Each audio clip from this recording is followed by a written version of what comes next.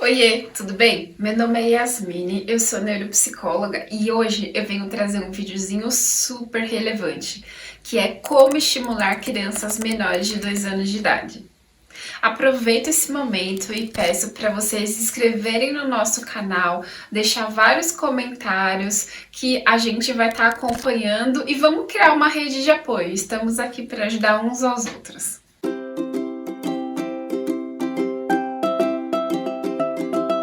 Então, sobre o vídeo de hoje, eu gostaria em primeiro momento explicar por que a gente está desenvolvendo esse vídeo. Eu expliquei um pouco sobre risco de autismo, ou seja, aquelas criancinhas menores de 2 anos que apresentam alguns sinais que faz os adultos chegarem nessa interpretação que ele ou ela pode ter sinais de autismo.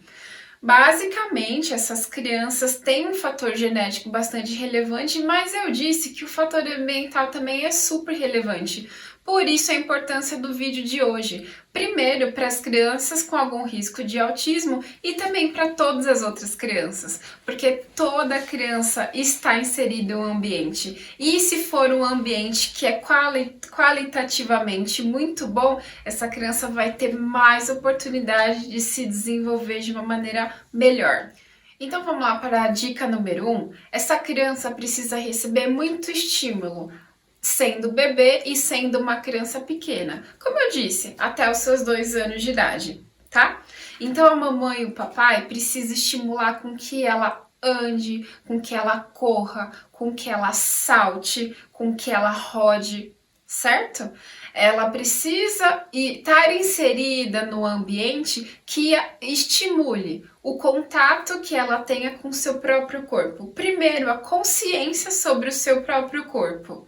Essa consciência sobre o seu próprio corpo pode ser desenvolvida com massagens que a mamãe faz no banho ou com massagens pós-banho com algum óleo corporal. E isso enquanto bebê. Quando a criança vai se tornando um pouquinho maiorzinha, que ela já tem uma motricidade para andar ou para pular, o legal é que os pais levam essa criança em um ambiente aberto, por exemplo, um parque ou na praia, algum lugar que tem bastante espaço físico e estimule com que essa criança vá e viva a vida de uma maneira bastante física. Por exemplo, é muito legal às vezes o papai pegar uma bola e jogar para a criança buscar. A criança busca. É importante que papai e a mamãe estimule verbalmente com que a criança vá buscar essa bola, tá bom? O que eu tô querendo dizer nas entrelinhas é que quando a gente tem uma criança pequena, a gente costuma fazer muito por essa criança. Então, se caiu uma bola um pouquinho mais longe, a gente tem a tendência de buscar pela criança. O que eu tô ensinando para vocês é que não. Vamos ensinar independências para as nossas crianças. Se a bola cai um pouquinho mais longe, vamos buscar essa bola com supervisão? A dica número 2 é ter uma consciência entre o equilíbrio estático e o equilíbrio em movimento. O equilíbrio estático nada mais é do que a criança saber ficar paradinha, por exemplo, na ponta do pé. Aliás, olha que brincadeira infantil super relevante. Aquela criança que já tem habilidade para ficar de pé, o papai e a mamãe podem chamar ela para uma brincadeira. Então vem aqui, meu amorzinho, vamos brincar de ficar de pé de um pé só? Então o papai e a mamãe podem fazer para ela entender como é a brincadeira, fica de um pé só e tenta se equilibrar e pede para a criança fazer o mesmo. E isso desenvolve essa habilidade de ela ter o equilíbrio estático. Seria super interessante. Outro tipo de equilíbrio é o equilíbrio em movimento. Então é muito relevante com que essa criança corra sem cair. Se ela correr e tropeçar, tudo bem, mas o importante é que o papai e a mamãe estimule com que essa criança corra bastante e que corra de uma maneira muito qualitativamente dentro do esperado, ou seja, com que ela corra e não caia, não tropeça, há coisas nesse sentido. A dica 3 é uma dica super engraçada. É sobre mímica. Aliás, vocês sabiam que imitar é uma habilidade humana que está 100% relacionado à aprendizagem? Por exemplo, nós adultos, se a gente tiver que ir no aeroporto, pegar o avião para fazer uma viagem, se eu chegar no aeroporto e ver várias pessoas uma atrás da outra, com algumas malas na mão e no começo da fila tem uma atendente ali ajudando as pessoas. Ué, automaticamente o que eu vou pensar? Que a atendente está recebendo as pessoas para entrar no avião. Vocês entenderam o que essa situação significa? Significa que a gente aprende através da mímica, ou seja, a gente aprende através da repetição de alguns comportamentos que a gente analisa olhando. As crianças aprendem as coisas da mesma forma. Por exemplo, aquela criança autista pode ter uma dificuldade com imitar, com fazer mímicas. Então, papai e mamãe, vamos lá, agora vocês vão ter que ser especialistas em mímica.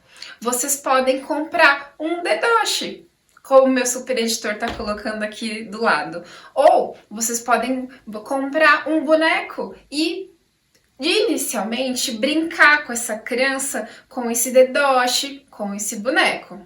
O que vocês também podem fazer é pedir para essa criança imitar movimentos corporais que vocês fazem. Então, por exemplo, meu amorzinho, ó, faz assim. Então, você faz um movimento corporal que é um pouco mais simplificado e você pede para a criança imitar. Então, você pode pedir para ela imitar um movimento corporal seu super simples. Ou você pode pegar um movimento que ela faz muito, por exemplo, assim, e pedir para ela imitar. Tanto faz, o que a criança se sentir mais confortável. Mas a ideia que eu gostaria de deixar aqui é que imitação é absolutamente saudável. E a quarta dica que eu trago são atividades com os dedos e com as mãos.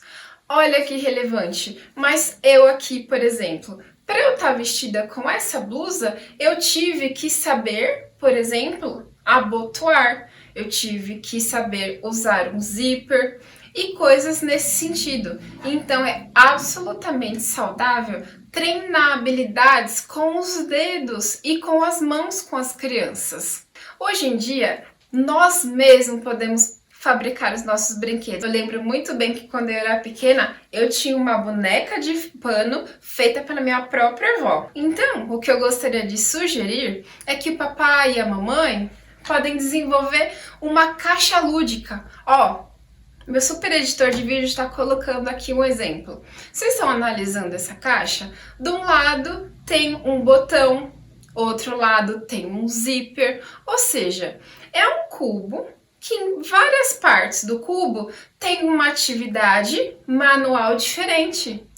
Essa caixa é super legal porque frequentemente, quem sabe, uma, duas ou até 3 vezes na semana, vocês podem pegar essa caixa e treinar com a criança. Ou seja, pedir para ela passar o zíper ou pedir para ela abotoar ou desabotoar e assim por diante. O que acontece é que a gente precisa desenvolver essa motricidade fina. Motricidade fina basicamente é do que movimentos delicados que a gente tem com as extremidades do corpo, tá certo? E a quinta dica que eu trago são para aquelas crianças mais próximas dos 2 anos de idade. Aliás, quem sabe se tiver uma criança de até 3 anos e meio, não seria também super relevante fazer essa brincadeira com ela. Nada mais é do que pegar uma folha em branco e fazer um desenho dirigido. Então o papai e a mamãe vão pedir com que a criança desenhe algo que está relacionado ao contexto onde a criança vive. Então dá uma folha sulfite em branco e vocês estão dentro do quarto, por exemplo, ou dentro de um escritório, ou até na cozinha. E o papai e a mamãe vai pedir então que a criança desenhe algum item que está mais próximo, algum item que a criança pode visualizar e reproduzir no papel. É lógico que não esperamos que uma criança de 2 ou 3 anos desenhe perfeitamente um livro, por exemplo. Mas a ideia é fazer com que a criança saiba visualizar algo que está na sua volta e reproduzir em uma folha. Isso vai ajudar muito com que a criança aumente a sua observação sobre o ambiente e saiba reproduzir o que o cérebro dela já interpretou anteriormente como aquele objeto que está sendo pedido. E a sexta dica que eu trago é super relevante. Basicamente, é quando a criança tem que reproduzir uma imagem geométrica que o próprio papai ou a mamãe desenhou. Então, pega uma folha sulfite e desenha um quadrado, por exemplo, um quadrado como esse está aqui do meu lado. Então, o adulto desenha um quadrado, mostra para a criança, fala para a criança que é um quadrado e pede para ela reproduzir. Isso é muito importante porque o adulto nomeia uma imagem. Então, desenha um quadrado e fala que isso aqui, meu amorzinho, chama quadrado. A criança vai ter que desenvolver a habilidade de associar uma imagem com o verbal, ou seja, com o nome que os adultos dão para aquilo. Isso também é absolutamente saudável e estimula muito com que a criança entenda o que são as coisas mediante a nomes. Em outras palavras, essa atividade vai desenvolver o raciocínio lógico, tá certo? Por hoje era isso. A última mensagem que eu gostaria de passar é que crianças até 2 anos e bebês, eles estão inseridos no ambiente de casa, mas eles também podem frequentar outros lugares. Eles podem ir na creche, eles podem ir na casa da titia ou eles podem ir na casa do vovô. Então, o que eu indico para vocês é passar esse vídeo para várias outras pessoas, porque o ambiente vai ficar cada vez mais aprimorado se o papai e a mamãe saberem de todas essas dicas. Mas quem sabe se o vovô, como eu disse, ou até a titia também conhece tudo isso e estimula a criança quando a criança está passando o final de semana na casa deles, por exemplo. Certo? Então compartilhem esse vídeo para o máximo de pessoas que vocês conhecerem. Podem escrever nos comentários todas as dúvidas de vocês que a gente está aqui sempre atento. Tá bom? Então por hoje é só, até mais!